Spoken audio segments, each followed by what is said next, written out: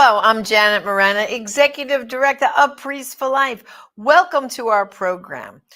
Well, a lot has been happening. As you know, the leak of that document from the Supreme Court was, the only way I can say it's un-American. This is our judicial system. And you know what? Whether you're on the side of being pro-life or pro-abortion, you should be angered and upset that centuries old tradition of this our Supreme Court and how the justices discuss a case and begin to write a decision is now thrown out for everyone to see ahead of time. Do you realize the Supreme Court, what happens basically is that they vote on a case after they've heard it and they see where the justices are. Okay, we know now we have a majority feeling this way. Then the Chief Justice charges one of the justices on that side of it. Okay, you write the decision, and then someone on the other side, you write the dissent. And they begin their hard work of writing a decision. And the documents go back and forth among the justices and their clerks in confidence. So this leak it just shatters the trust that their colleagues now have for each other. And you know something? There's a long history here of justices that are on opposite sides of this issue still getting along socially. And a great example was Ruth Bader Ginsburg and Scalia. They were best of friends. They would go to the opera together. And yet, polar opposites on abortion. So, brothers and sisters, I hope you understand that this leak of this document that Justice Alito had begun a draft, it is unprecedented, and we should be more angered at that attack on our judicial system. Now, okay, so here we go. We have a draft. It's not the final decision yet, and it looks from all appearances, the justices are ready to do two things. First is uphold the Mississippi law, the Gestational Age Act, which will ban abortions in Mississippi after 15 weeks. But it looks like in that memo, they're going one step further. They're unraveling Roe as badly decided decision. And this is not the first time this has happened in the history of our Supreme Court. There was, slavery is one thing. Segregation is another in the schools. So, every so often, and it usually takes about 50 years for a decision that was wrongly decided to eventually get to the point where it can be unraveled. And why can it be unraveled? Well, for goodness sakes, we have science on our side now. Everyone likes to say, check the science. Well, back when Roe v. Wade was decided in 1973, we didn't have the ultrasound, okay? We didn't have all the technology we have now to hear the baby's heartbeat, to see that unborn child, and to know that that baby starts heart beating at 28 days. Miracles. And so there's a lot of things in Roe that has just changed so dramatically.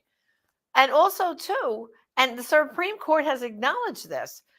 Like, first it was, well, women have come to rely on abortion, but not necessarily, because women also have come to regret their abortion. And that phrase, regret their abortion, has been in previous decisions.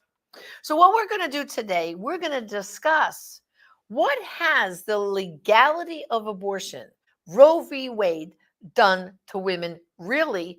And we're going to listen to a woman who, guess what? She had her abortion just months after the Roe v. Wade decision in 1973. So joining me today is a good friend of mine. She's a regional coordinator for the Silent No More Awareness Campaign all the way in Idaho. Welcome, Melissa Hempel, to the program. Thank you, Janet. I'm so glad to be here with you. I'm glad to have you. And of course, like I just said, you're a woman who had an abortion.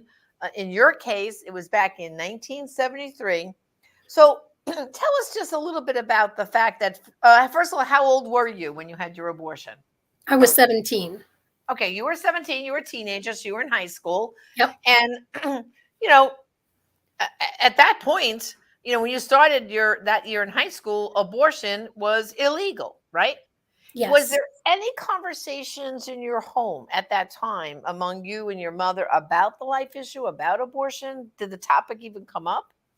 The topic did come up, and I have to say that I don't remember what made that topic come up. She must have been following it unbeknownst to me. I was kind of not with it, you know. But she had said to me prior to January of 1973 that if you ever get pregnant, you will have an abortion. So, the groundwork had already been set that if there was an issue, then if there was problem, we would get rid of it. Wow. Wow. Okay, so now January 22nd, 1973, abortion becomes legal. How many months after that did you find out that you were in fact 17 and pregnant? I actually had my abortion in March or April. So it was in February, February, beginning of March, that I found out that I was pregnant. Wow. Yeah. So take us back. Now, I guess you had a boyfriend at the time. Was it a serious boyfriend or what was the situation? And now you're pregnant. What did you do? I mean, what was the first thing when you said, oops, I'm pregnant? What did you do? Well, to be honest with you, what I did was I went to Planned Parenthood. And because that's what we were trained in high school, that's where we were trained or taught to go. They told us that they would take care of us, that there wouldn't be any issues, that there wouldn't be any problems, that they would help us. And so that's where I went. I went to Planned Parenthood. I found out that I was pregnant from Planned Parenthood. And then I went home. It's all kind of a blur still, this many years away. I think that I obviously told my mother, and then then that started the ball rolling, and I actually had my abortion in New York City. There were no clinics in New Jersey. I was living in New Jersey at the time. And so you traveled probably to Dr. Bernard Nathanson's clinic because I'm from New York, and I realized that he was the architect of the abortion industry, and he had those big clinics in Manhattan, in New York City, And where that's where I think that I went. I really yeah, and truly do. The only thing that I remember is that it was called Eastern Women's Center, and it was in right, Manhattan. We took the wow, train in. Hmm. uh-huh. So now, now that we hear that Roe v. Wade, you know, is going to be overturned, possibly, and that would make abortion, illegal in a lot of states, but legal in many states still, because a lot of states are passing laws, as you know, to make abortion legal to birth, while in other states are passing beautiful laws to protect the unborn child. But as a woman who's had an abortion now, how does that make you feel right now, knowing that, oh, so if it was illegal, my mother couldn't have taken me for that abortion, and my child would be 49 years old today? Because I remember the other night when we spoke, this is really beginning to, you're reflecting on this, aren't you? Have to say that I was really surprised and continue to be surprised at how emotional I am about that, because my life would be different. 13 years after my abortion, I had an ectopic pregnancy, which I believe was a direct result of the abortion because of the scar tissue. Um, so I just think that it's it's hard to wrap my head around it. To be honest with you, my life would be completely different. I wouldn't have the life that I have today. I would probably maybe still be in New Jersey. There wouldn't be other children that would have been involved as far as this young man was concerned, because right up, he did not believe that it was his child. Now, that is he can believe whatever he wants to. But very soon after I had my abortion, um, he impregnated another one of our classmates, and I believe they married, and I believe that she had at least 2, maybe 3 children with him. Wow. So, and you wonder if it was because he lost the child with me, even though he said he didn't believe it was his. You just wonder what the effect was on him, that he doesn't even know or realize that that was the case. Right. Yeah. So, in your case, though, you had your abortion at 17. Um, how did you feel immediately following that abortion? Was there an immediate sense of regret or relief? And how long did it take you till you got to the point, where you sought out some healing? I felt completely empty and it was numb. It was really numbing. I don't remember the train ride home at all. I remember my mother did not take me. A friend took me. And so we were back at my house and lying on my bed, and my mother came in and said, well, how was it? And I said, oh my gosh, it was awful. She said, keep your voice down, be quiet. I don't want anybody to hear. So that started the silence, and that started the whole thing that I wasn't really allowed to talk about it. And if I ever did talk about it, it was always used against me. It was used as a weapon against me. So I was very careful who I talked to about it. And and I didn't talk about it for a very, very long time. My husband knew that I had had an abortion. My first husband, I was married previously, he knew as well. And that was his child that I lost to the ectopic pregnancy. And so it just was something that wasn't talked about. And I started to feel nudges and leadings, and like, this was a wrong thing to do. What happened to you was not a good thing. And I didn't realize why my behavior was the way that it was. I was never a drinker or anything, but I was very promiscuous. So that was how the bad behavior manifested itself. Right. And, with a lot of men, and with married men, with men that I knew that I would never have a relationship with. And when you look back on that, it was all because, do you really want to have a relationship with somebody? Is Right. this the right thing to do? And what happens next? And so it was a lot of regret for a lot of years. And it wasn't until 2013 that I actually sought out healing. A long time to be wandering in the desert. Absolutely. And first of all, you're married for the second time, right? This is right. And Yes. you were able to have any children? I do not have any biological children. I do have an adopted daughter, which is an amazing story for another time. But yes, I have an adopted daughter, and my husband has 2 daughters from a previous marriage, but Okay, we don't see them very often. Fortunately, we're in the same area with our daughter that my husband and I adopted. So you would say then basically your inability to have a family when you wanted a family was interrupted because of the damage done to you physically during that abortion, correct? Yes, absolutely. And another really interesting thing was that I had abdominal surgery 2 years ago. And after the surgery, the doctor said, you had a lot of scar tissue in your abdomen. What was that from? I don't know. Maybe it was, maybe it wasn't, but I believe that it was from The abortion. abortion. Yeah. Mm-hmm. So Yeah. did you ever, well, first of all, you said you went through a healing program, to deal with your feelings. What healing program did you go to? It was a healing program that was in Washington, D.C., and it was called Transforming Your Life. Oh, The okay. woman that did it, who officiated the healing program, wrote that program, I wrote see. it.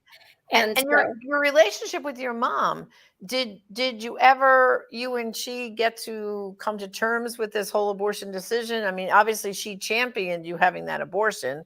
Um, did you ever reconcile that? no, no, we never talked about it, ever talked about it. But after when she passed away in 2006, I was able to have a little bit of time with her after she had passed away. And the one thing that I said to her was that, well, now, Mom, you'll get to meet your two grandchildren, your two oldest grandchildren. And I hope that they were there to greet you. Yeah, it's very sad because you're not alone, Melissa. I know a lot of the women from the Silent No More Awareness campaign who were never allowed to repair that part of their relationship with their mom, because they were just like deaf to it. They didn't want to talk about it. They didn't want to deal with it. And it's very hurtful.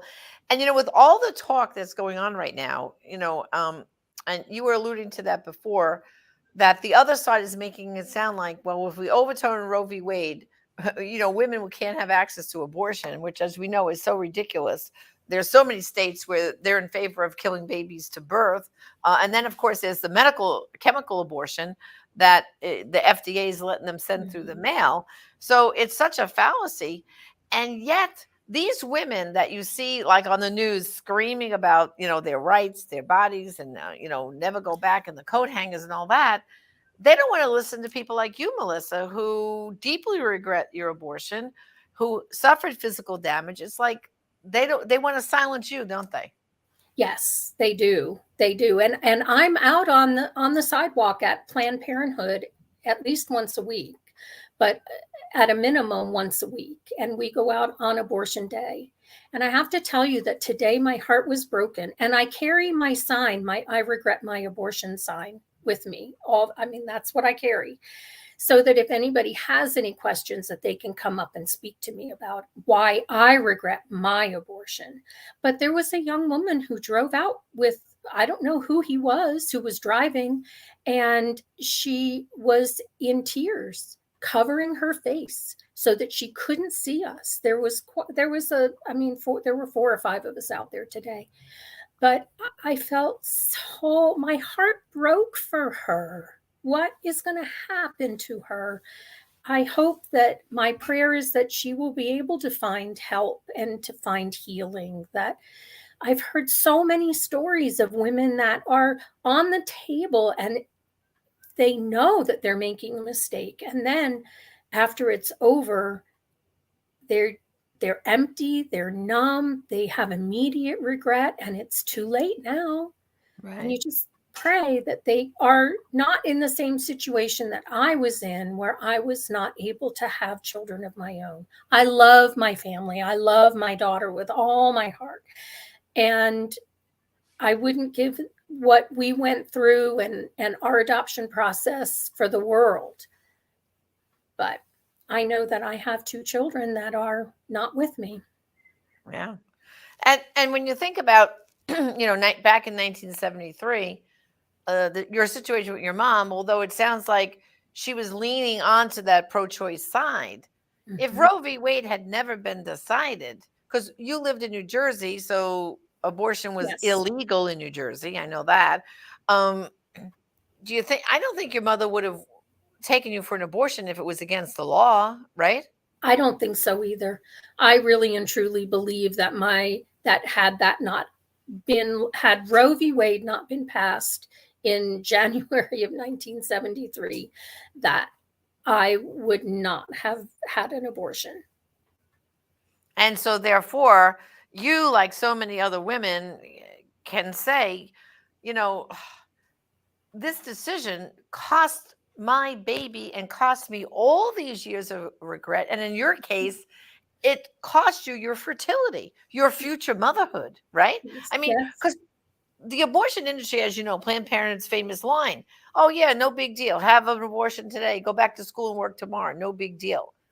But what you're telling us here, Melissa, it was a big deal. And in your case, it robbed you of not only your fertility, but a genealogy of other children, generational, right? Yes, yes. And if you look at the shock waves, how many families are not here because of my abortion? Right. How many other family members are not here because of that abortion? Yeah. So you just it it's a ripple. It's the stone in the pebble in the pond. It That's right. just keeps getting wider and wider and wider, and Yeah. you don't know. You Yeah. just don't Absolutely know. not. Hmm. So, in these days, I mean, we're probably a weeks away from this decision actually coming down. Um, if you could right now, like, dream, the media would say, Melissa, we want to hear your story. We're going to have you on CNN tonight, right? And we're Yikes! going to let you say something about how you feel about the possibility of Roe overturned. If you had that opportunity to right now look into a camera and talk to the CNN or one of these liberal media outlets, what would you want to say? I would want to say that it's absolutely the best thing that could happen. That young women and young men think that it's the right thing to do, where they have absolutely no idea what it is that they're doing. After an abortion has happened, it's too late. You don't have the opportunity to turn back. And I can remember hearing at some point someone saying, that might have been your only child that you aborted. And at the time when I heard it, I thought, oh, that's ridiculous. And that was prior to my pregnancy. And now he was reading my mail. He was telling me that child that I aborted was the only biological child that I could have had, that I could have had. So, no, I'm so thankful that there is the opportunity that Roe v. Wade will be overturned. There are so many places that can help women. I believe the pregnancy care clinics outnumber abortion clinics 4-1 in our country. There are so many people that are there to help with the raising of a child, or to help a woman walk alongside of her. You're not alone. You're not alone in this. And this is what the other side wants you to believe, is that you're alone in this, and that it's not there. You shouldn't have a baby while you're in college, because your life is never going to be the same. Well, let me tell you that after when you become pregnant, your life is never going to be the same anyway. So do we choose life? Do we choose positive, the right road, or do we choose death and Right. a life of regret and a life of hurt, because it never goes away, no That's matter right. what side of It's the not aisle it's you're not a on? giant eraser. It doesn't erase No, the whole no, it doesn't. situation. And I always say it's the strong women facing an unexpected Yes. pregnancy that go ahead and give birth. Yeah. And that despair and weakness and pressure is what leads to abortion, not strength. When they Yes. hold up their fists, my body, my choice. No, those are not the strong women. The strong women are the ones that go to those pregnancy help centers and say, "Help me. I want to have this baby. I'm not prepared, but I need help," and they get the help they need. You're Well, Melissa, right absolutely now, what we're going to do is I want to treat our viewers to the Silent No More song. As you know, um, I think it expresses a lot of the things we've been discussing. So right now, I'm going to show you, brothers and sisters, and I'm going to come back and say goodbye to Melissa. So let's first listen to the Silent No More song.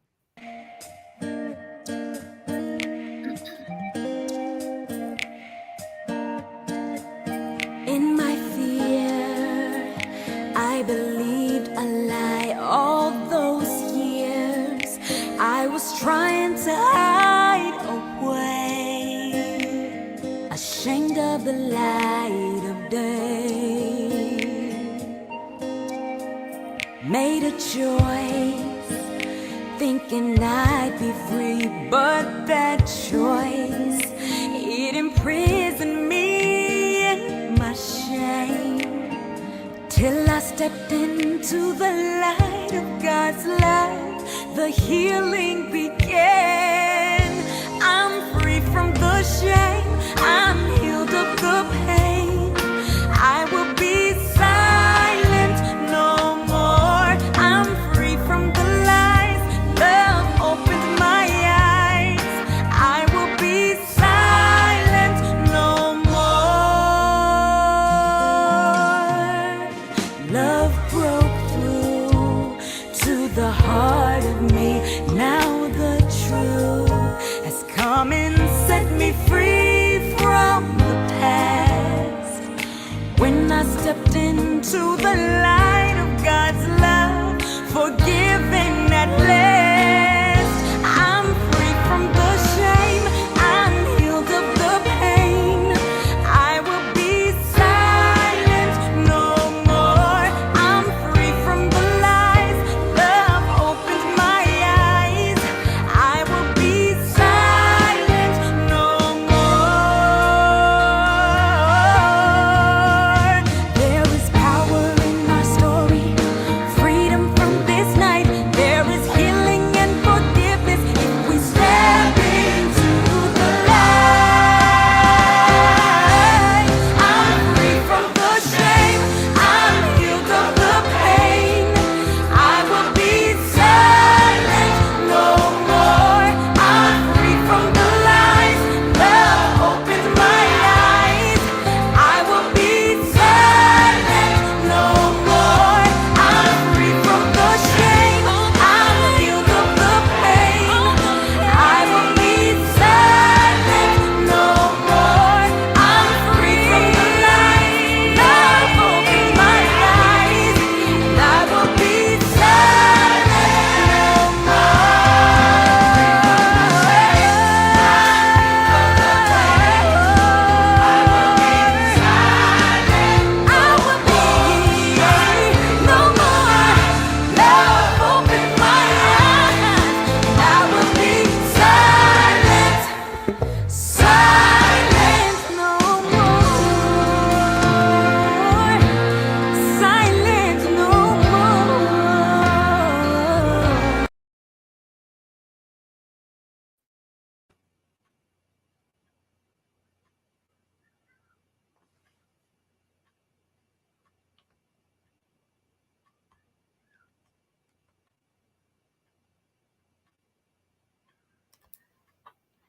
Thank you.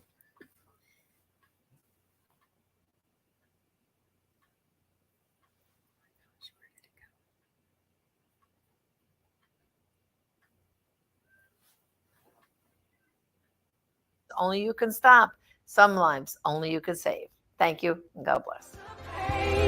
I will be silent no more.